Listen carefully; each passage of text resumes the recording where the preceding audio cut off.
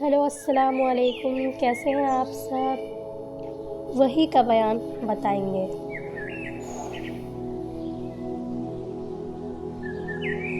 हदीस number first, आप सल्लल्लाहु अलैहि वसल्लम फरमा रहे थे कि तमाम अमाल का दरमदार नियत पर है और हर अमल का नतीजा हर इंसान को उसकी नियत के मुताबिक ही मिलेगा। इसलिए जिसकी हिजरत तर्के वतन दौलत दुनिया हासिल करने के लिए हो या किसी औरत से शादी करने की गरज हो, इसलिए उसकी हिजरत उन्हीं चीज़ों के लिए होगी जिनके हासिल करने की नियत से उन्हें हिजरत की है। हदीस नंबर 2, एक शख्स हारिस बिन हिशाम नामी ने नबी करीम सल्लल्लाहु अलैहि वसल्लम से सवाल किया था कि या रसूल अल्लाह, आप पर वही कैसे नाजिल होती है? तो आप सल्लल्लाहु अलैहि वसल्लम ने फरमाया कि वही नाजिल होते वक्त कभी मुझको घंटी की सी आवाज़ महसूस होती है और वहाँ की ये कैफियत मुझ पर शाख, दिल पर बोझ गुजरती है। जब ये कैफियत ख़त्म होती है तो मेरे दिल और दिमाग पर इस फरिश्ते के ज़रिए नाजिल हुई वही महफूज हो जाती है।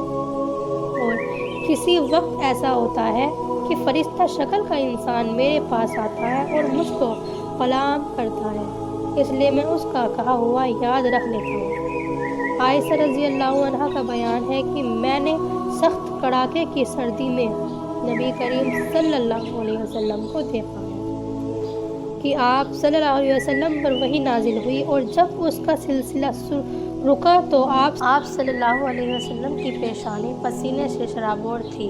हदीस नंबर 3, नबी करीम सल्लल्लाहु अलैहि वसल्लम पर वही का शुरुआती दौर अच्छे और पाकीज़ा ख्वाबों से शुरू हुआ। आप सल्लल्लाहु अलैहि वसल्लम ख्वाब में जो कुछ देखते वो सुबह की रोशनी की तरह सही और सच्चा साबित होता। फिर कुदरत की तरफ से आप सल्लल्लाहु अलैहि वसल्लम तन्हाई पसंद हो गए और आप सल्लल्लाहु अलैहि वसल्लम ने गारे हीरा में खिलवत नशीनी एकांतवास अख्तियार फरमाई और कई दिन और रात वहाँ मुसलसल इबादत और याद इलाही और ज़िक्र और फ़िक्र में मशगूल रहते हैं। जब तक घर आने को दिल न चाहता तोशा खाने पीने का सामान साथ लिए हुए वहाँ रहते।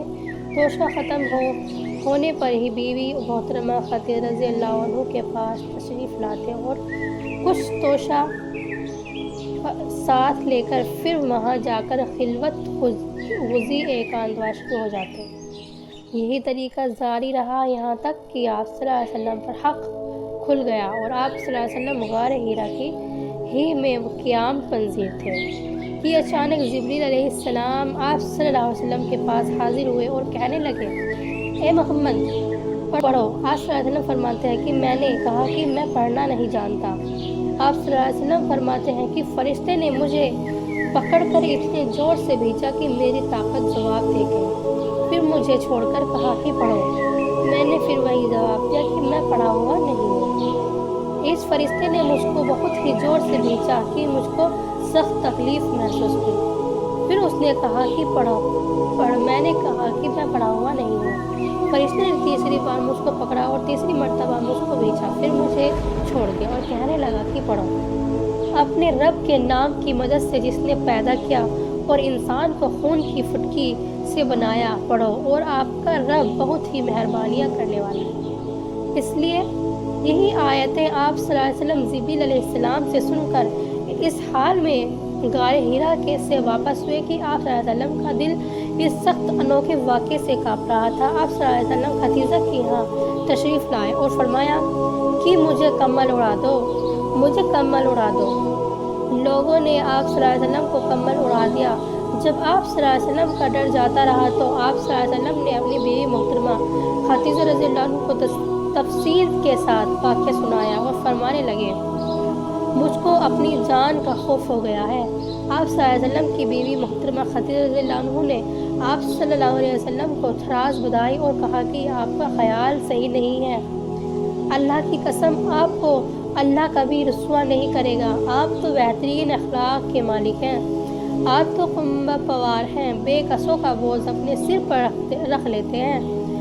मुफलिसों के लिए आप कमाते हैं। मेहमान नवाजी में आप बेमिसाल हैं और मुश्किल वक्त में आप हक़ का साथ देते हैं। ایسے خوبیوں والا انسان اس طرح بے وقت ذلت اور خواری کی موت نہیں پا سکتا۔ پھر مزید تسلی کے لیے خدیجہ رضی اللہ عنہ آپ صلی اللہ علیہ وسلم کو ورقہ بن نوفل کے پاس لے گئی، جو ان کے چچا زاد بھائی تھے اور زمانۂ جاہلیت میں نصرانی عیسائی مذہب اختیار کر چکے تھے اور عبرانی زبان کے کاتب تھے۔ چنانچہ انجیل کو بھی حسب منشائے خداوندی عبرانی زبان میں لکھا کرتے تھے، عبرانی زبان میں نازل ہوئی تھی، پھر اس کا ترجمہ عبرانی زبان میں ہوا۔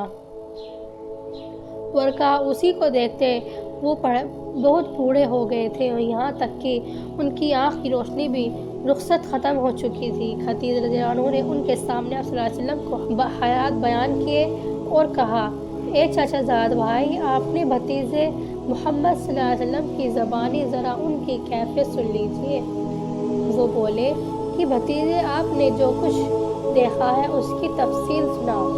چنانچہ آپ صلی اللہ علیہ وسلم نے اول سے آخر تک پورا واقعہ سنایا، جسے سن کر ورقہ بن اختیار ہو کر بول اٹھے کہ یہ تو وہی ہستی پاک باز فرشتہ ہے جس سے اللہ نے موسیٰ علیہ السلام پر وحی دے کر بھیجا تھا۔ کاش میں آپ کے اس عہد نبوت کے شروع ہونے پر جوان عمر ہوتا، کاش میں اس وقت زندہ رہتا جبکہ آپ کی قوم آپ کو اس شہر سے نکال دے گی۔ رسول اللہ صلی اللہ علیہ وسلم نے یہ سن کر تعجب سے پوچھا، کیا وہ لوگ مجھ کو نکال دیں گے؟ حالانکہ میں تو ان میں سچا اور امین اور مقبول ہوں۔ ورقہ بولے، ہاں یہ سب کچھ سچ ہے، مگر جو شخص بھی آپ کی طرح بات حق لے کر آیا لوگ ان کے دشمن ہی ہو گئے ہیں۔